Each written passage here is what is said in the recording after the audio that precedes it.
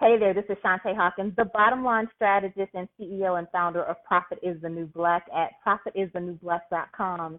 And today I am speaking to Jasmine York Ball. Jasmine York Ball is a freelance writer and the editor-in-chief of Black Tie Magazine, a lifestyle magazine in Montgomery, Alabama, from the African American perspective that she publishes alongside her husband, Christopher Ball, to spread awareness of minority-owned businesses and the positive happenings occurring within our culture. With an undergrad in creative writing and over 7 years in the publications industry, Jasmine uses her knowledge and experience as a content marketer to help entrepreneurs and small business owners communicate their message to their ideal clients and get the exposure they need to grow their business. Jasmine is an award-winning journalist with a certification in inbound marketing. She has served as the associate publisher of the fastest-growing print media publication in all of North America, has written for several print and online media outlets throughout the nation, and has served as the lead writer over various content marketing campaigns for both large corporations and small business clients. Jasmine is a small-town girl from Selma, Alabama, with a big life mission to use her writing to serve others and connect them to resources that will help them live more informed, inspired, and overall better lives. Welcome, Jasmine. Thank you. Welcome. Thank you for having me. Yes, absolutely. And so just, I've read your chapter, and I absolutely love the journey. And there's so much there that I love how we'll get into it here in a second, but I love just how you talk about making it to the start line and what the start line is really all about, because so many of us are rushing to the finish line, right? We're trying to finish it. And talk to us a little bit about what attracted you and made you want to be a part of the Bruised, Broken, and Blessed book project. Well, I received an email from a little prophet lady. But Shante, when you sent that email out about jumping on board about this book project that you and Sharon were working on, immediately I just fell in love with the message and fell in love with the opportunity to share our testimony and also inspire others through my experiences and letting them see the trials as well as the blessings that happen, because a lot of people highlight the success, but they don't always talk about behind the scenes some of the bruises or some of those moments that were impactful in the journey as well. So I just fell in love with the idea, with the opportunity to inspire. So, I just had to jump on board. Absolutely. And you're so right. I mean, oftentimes we do, with social media and the things that we do get to learn from people that we follow and we meet, oftentimes you don't get to hear the journey. You don't get to hear about the things that push them, right, to this point. It's like everybody's watching the highlight reel, right? No one's really understanding what it took to get there and what kind of work you had to put in and as you said, what kind of challenges that you really endured. And so I know from the chapter, and for, anybody that's listening that hasn't bought the book, then I encourage you, highly encourage you to grab your copy of the book and definitely, read all of the chapters, but definitely read Jasmine's story. And Jasmine, you're going to give us a sneak peek into what you shared in the story. And so it started when you were 13. Yes. And you were essentially uprooted. Talk about that, because at the age of 13, you have your friends, you have you're like, this is where I'm going to be. Right.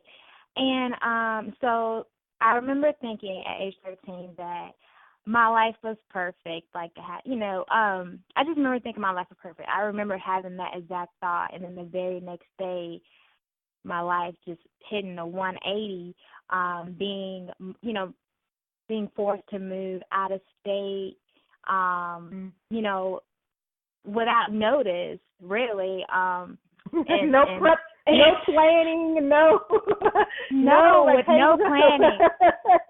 No, I had no idea. Literally, I found out we were moving, and I talked about this in the chapter, and you yes. can read more for the details. But yeah, it just suddenly my life changed, within hours, really, and I just talked about the impact that made, for have the impact that had on me. So yeah, how deep do you want to absolutely. go? I mean, and then, yeah, right, yeah, no, absolutely. And so that was the beginning, right? At 13, it was life changed for you. Right. But you then talk about, as you go, as you kind of got to college, you were this freshman in college, and talk to us about the things that started to push you. You went in, I mean, you were waking up at 7 a.m. for class and getting home a lot of days at 9 p.m. So what was driving you? Okay. Well, I knew, being in college, 18 years old, I knew that if I wanted to make money, if I wanted to create a life, whatever life I wanted to have, I knew I had to get it for myself. I knew I couldn't, there was no safety net for me. So I knew that anything that happened for me in life, I needed to do on my own. So I just put myself out there and really just on campus, just making sure that I exposed myself to every opportunity that there was on campus to broaden my experience in writing, since that's what I was going to school for. And so I took several jobs up. I knew also I had a goal to, I took several jobs. You wanted really, a car. And, yes, you I wanted a car, right? But and then also, Jasmine, because in the chapter you share, you were living with your oldest brother and his wife, because your family had gotten evicted, and a single mom, you're a single mom, and were you the youngest, Jasmine, of the family? Yeah, I am the youngest. Yes. Okay. So youngest of the family, a single mom, and who was homeless, and in a mental institution.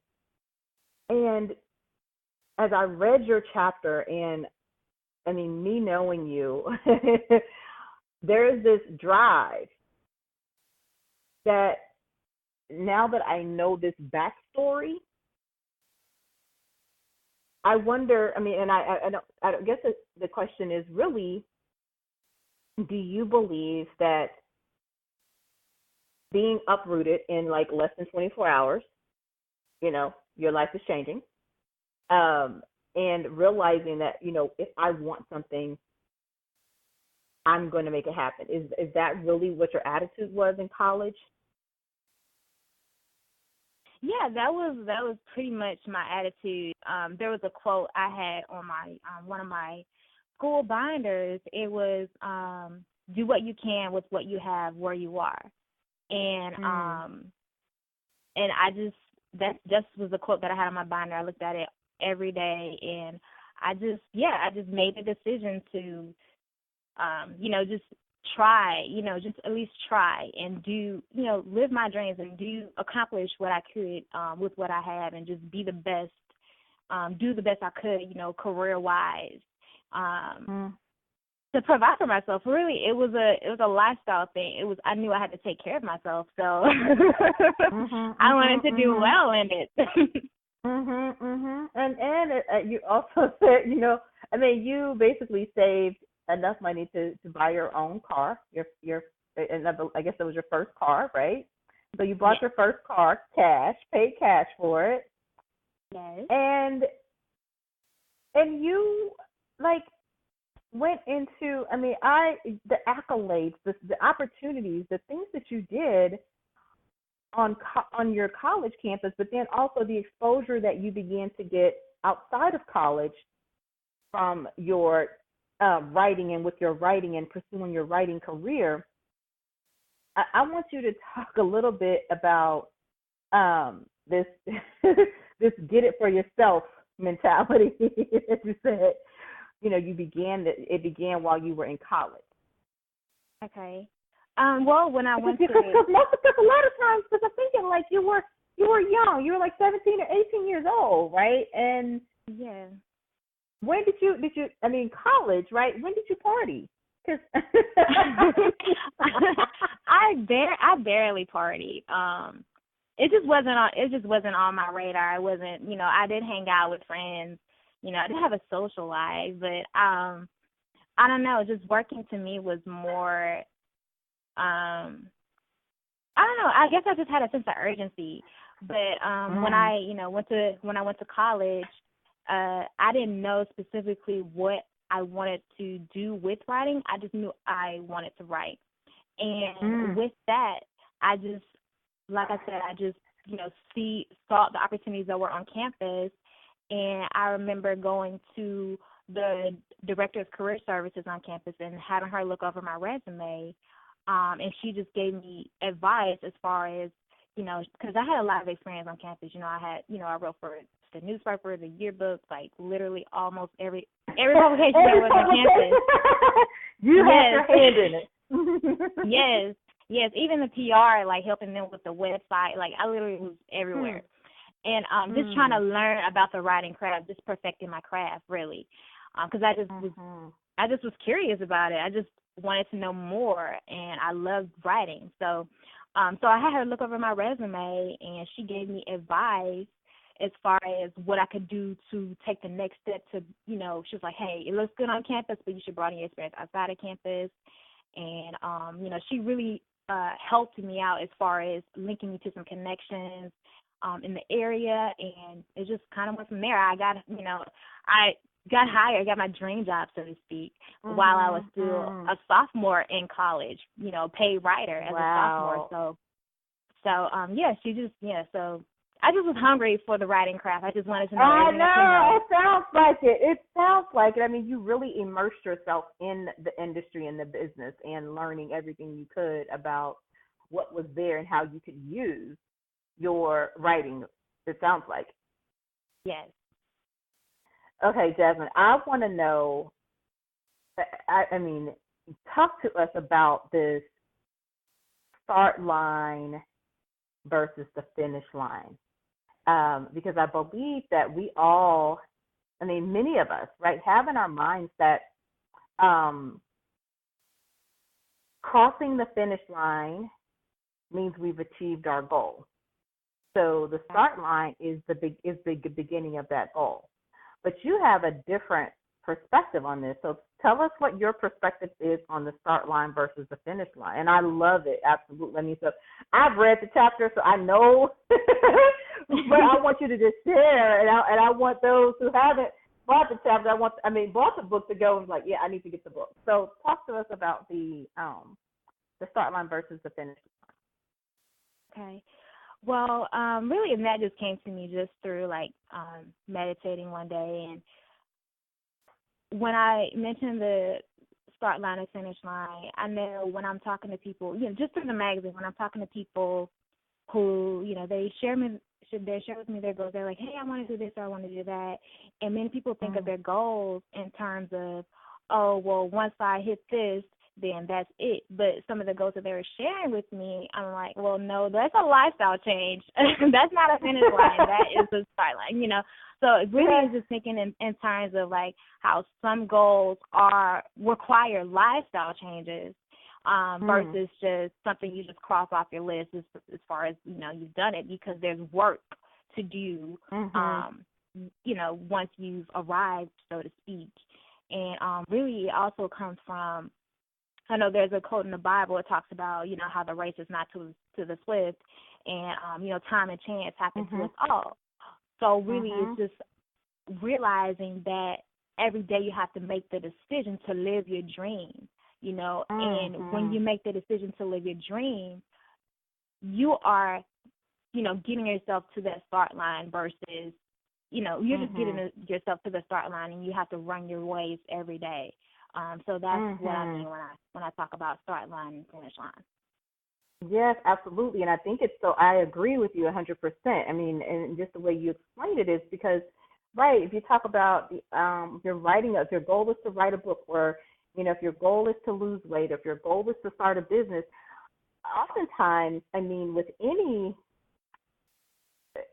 goal, and most goals, like you said, right, they require a lifestyle change, but they also, attached to that lifestyle change is really a mental shift. Right. Because you think about it. Let's talk about starting a business, because you have really like two businesses. You have Black Tie Magazine, and then you're also a freelance writer, where you help small business owners and entrepreneurs. And then you have the part of your business that you work with your husband, which is the magazine. So just starting the magazine or just starting your freelance business, for many people, it's like, yes, I started my business. Okay. And they're like, I started it. Like, I've achieved the goal. Well, yeah, I mean, you could just go get a DBA or set up an LLC. Right. But really, to turn that piece of paper or those words into actual results, you have to do the work daily. And that's what you're talking about when you talk about the start line and finish line. It's like, yes, you've started your business. Now you have to start taking action. Yep, exactly. Because many people want to own a business, but okay, once you own that, you still have to run the business too. So absolutely. I mean, it's like, I'm going to start a business this year. Okay, great. Or I want to write a book. Well, okay, there's pieces and steps and different things that go into that. And it's I guess it's kind of like this. It's easier for some people. It's easier said than done. Yeah. It's easier said than done.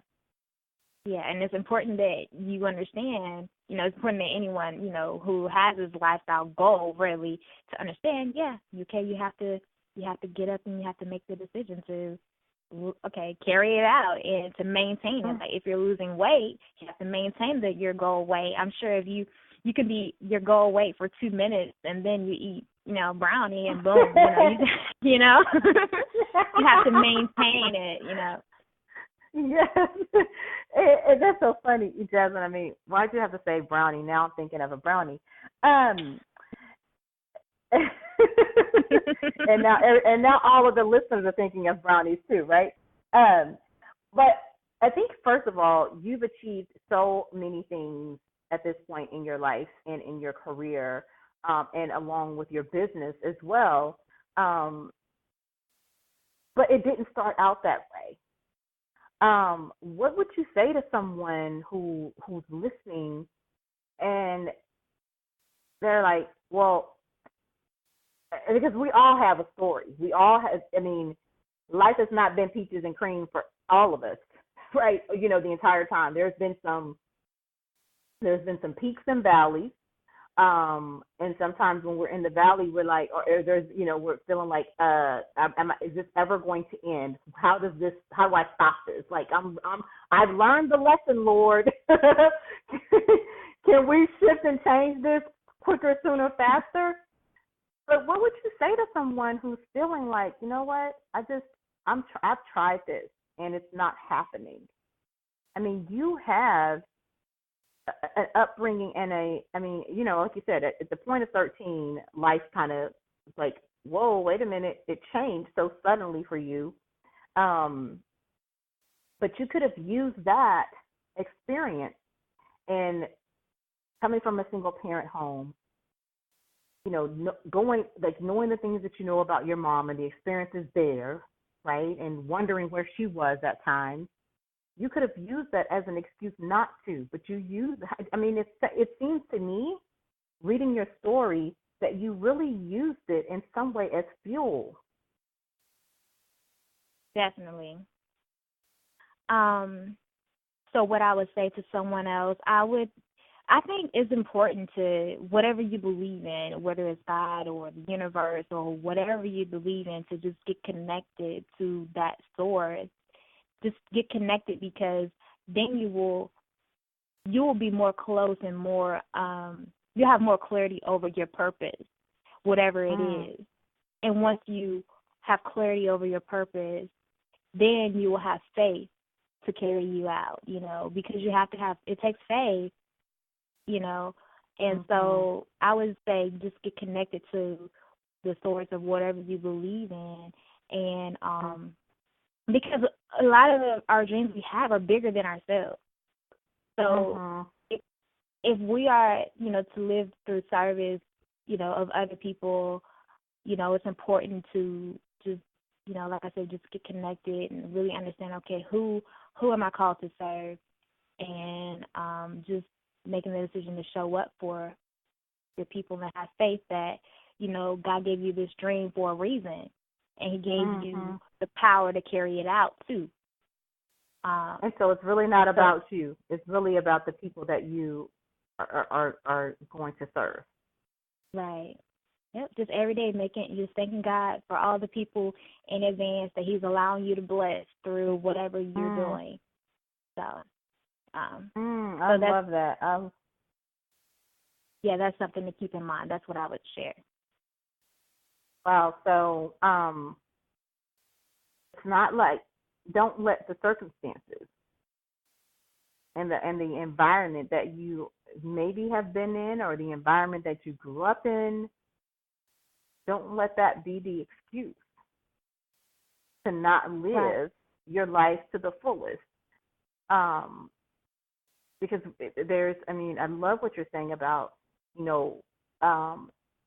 being connected to a higher power, the universe, God, whatever you believe in, and how that clarity of what you're on this earth to do, and who you're on this earth to serve, and how you're going to serve them. When you allow that to lead you, then the circumstances really just don't matter. Right. Because we all go through things, and life isn't just, sunshine. Everyone will experience something at some point. Just understanding that comes with the territory. It's just a part of life, and not allowing that things like that to stop you, because, there are rainy days, and they're going to happen. So just understanding that it's a part of life, choosing to move forward from it, using it, picking out the lesson that came with it, and then just choosing to just grow from it, and just, continuing on. The show must go on. Yes, and you said in your chapter, tell us what you said about lessons and failures. I have to refresh my memory. She's like, I wrote, what now? What did I say? You said So you said that there are lessons. There's lessons and wins, basically. Aren't any. There's no failure, basically. But that you are either, so basically you're growing from it. It's an experience. And out of that experience, you make a decision, right, to either learn from it and grow, or you can allow that to hinder you and be like, you know what, it didn't work. And it's very true. What you're saying is that, yes, life happens. We know it's going to happen. There's going to be some sunny days. There's going to be some days that you're going to be tested. There's going to be some challenges you're going to face. And then there's going to be some days that are so amazing that it's going to be unbelievable. But the test and the days when it doesn't feel good, those aren't necessarily days that you're like, okay, throw in the towel and give up, right? Right. Yeah. So, just exactly that, just understanding that, there are lessons in everything, and really just being aware that there, even if it's a bad experience, understanding that, hey, that there's something in this that I can get from this. Either I know not to deal with this person anymore, or like you learn something, whatever experience, it is. You can learn something from it. Yeah, like for example, even in like a bad breakup, for example, you just like, hey, you should be thanking God that He saved you from whatever, like just, there's a lesson in everything. So just try not to be defeated by by what may come, and just understand that there's a purpose behind things, and just trusting in the process and trusting that you're being shaped and you're being prepared for whatever you are to experience. Absolutely, absolutely, and that's so very true. I mean, it's just a reality. It's you're gonna have tests, you're gonna have challenges, and sometimes when there's a breakup, it isn't always easy to understand why there's a breakup, because you're like, oh my God, he was the man of my dreams, and, and I just knew that one was it, right? That was my knight in shining armor, and sometimes you don't see how how you can make it without him or her or that situation or that thing. But just trust and believe that if you can, put one foot in front of the other and just begin each day with that mindset that let me make it through this day. I can, and each day it's like one step forward, and just keep moving forward. And before you know it, that thing that you thought was that you needed so much wasn't really something that you needed. And like you said, there was a lesson there, and you were being saved from a sinking ship potentially. Jasmine, what would you? So we're just gonna give us one takeaway or a quote or thought that you want to just leave with the listeners. It can be related to the things you share in your chapter, your own journey about. Your chapter is making it to the start line. So what would you leave the audience with as it relates to making it to the start line? Okay. Well, I would leave the audience with this, and I would say that every day you have to, whether you're pursuing a goal or not, every day, make the decision to get up and bring yourself to the start line, whatever that start line is for you. Maybe it's raising a family, very well. Maybe it's climbing up the corporate ladder or whatever it is. Just really making the decision to get to the start line. Choose to get to the start line every day, and at the end of the day, when you lay down after you've had your long day, that is your finish line. So as you wake up, as you set your intentions for the day, choose to live the life of your dreams. Choose to live your dream out loud, and you can run you can run your race, you can walk it, pace yourself, however you choose to do it, but choose to get to the start line so that at the end of the day, when you lay down to rest, you make it to the finish line and you are pleased with how you chose to run your race that day. So that's what I will leave it on.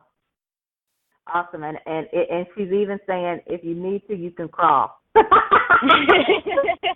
Exactly. You can crawl. You can drag yourself.